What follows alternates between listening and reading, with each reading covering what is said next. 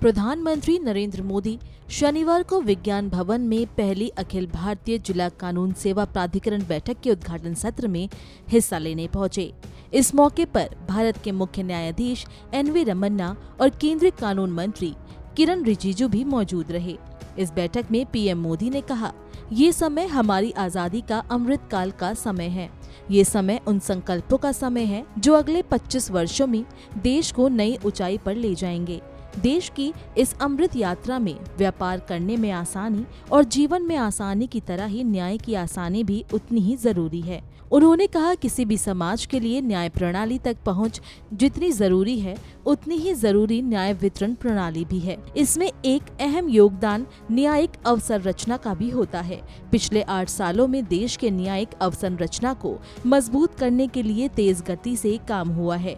PM Modi ने कहा, देश की इस अमृत यात्रा में ईज ऑफ डूइंग बिजनेस और ईज ऑफ लिविंग की तरह ही ईज ऑफ जस्टिस भी जरूरी है। प्रधानमंत्री मोदी ने वकीलों और जजों से कहा, आप सब यहाँ संविधान के एक्सपर्ट और जानकार हैं।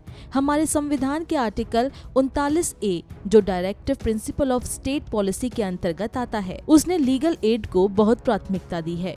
उन्होंने कहा, न्याय का ये भरोसा हर देशवासी को ये एहसास दिलाता है कि देश की व्यवस्थाएं उसके अधिकारों की रक्षा कर रही है।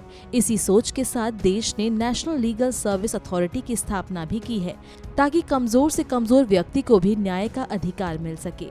पीएम मोदी ने कहा, किसी भी समाज के लिए जुडिशियल सिस्टम तक एक्सेस जितना जरूरी है उतना ही जरूरी जस्टिस डिलीवरी भी है। इसमें एक अहम योगदान जुडिशियल इंफ्रास्ट्रक्चर का भी होता है। पिछले 8 सालों में देश के जुडिशियल इंफ्रास्ट्रक्चर को मजबूत करने के लिए तेज गति से काम हुआ है। पीएम मोदी ने कहा, जुडिशियल इंफ्रास्ट्रक्चर को आधुनिक बनाने के लिए 9,000 करोड़ रुपए खर्च किए जा रहे हैं। ई कोर्ट मिशन के तहत देश में वर्चुअल अदालतें शुरू की जा रही है। यातायात उल्लंघन जैसे अपराधों के लिए 24 घंटे चलने वाली अदालतों ने काम करना शुरू कर दिया है। लोगों की सुविधा के लिए कोर्ट्स में वीडियो कॉन्फ्रेंसिंग इंफ्रास्ट्रक्चर का विस्तार भी किया जा रहा है। प्रधानमंत्री ने आगे कहा, एक आम नागरिक संविधान में अपने अधिकारों से परिचित हो, अपने कर्तव्यों से परिचित हो, उसे अपने संविधान और संवैधानिक संरचनाओं की जानकारी हो, नियम और उपचार की जानकारी हो। इसमें भी टेक्नोलॉजी एक बड़ी भूमिका निभा सकती है। पीएम मोदी ने आगे कहा, आजादी के 75 साल का ये समय हमारे लिए कर्तव्य का काल है। हमें ऐसे सभी क्षेत्रों पर काम करना होगा जो अभी तक उपेक्षित रहे हैं। उन्होंने कहा, देश में अंडर ट्रायल कैदियों से जुड़े मानवीय मुद्दों पर सुप्रीम कोर्ट द्वारा पहले भी कई बार संवेदनशीलता दिखाई गई है। ऐसे कितने ही कैदी हैं जो कानूनी सहायता के इंतजार में सालों से जेल में बंद हैं। आपको बता दें कि प्रधानमंत्री कार्यालय के अनुसार राष्ट्रीय कानून सेवा प्राधिकरण द्वारा विज्ञान भवन में 30 और 31 जुलाई 2022 तक जिला कानूनी सेवा प्राधिकरण की पहली राष्ट्रीय स्तर की बैठक ये आयोजित की गई है।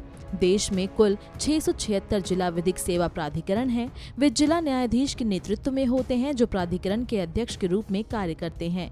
DLSA और राज्य कानूनी सेवा प्राधिकरण के माध्यम से नालसा द्वारा विभिन्न कानूनी सहायता और जागरूकता कार्यक्रम लागू किए जाते हैं।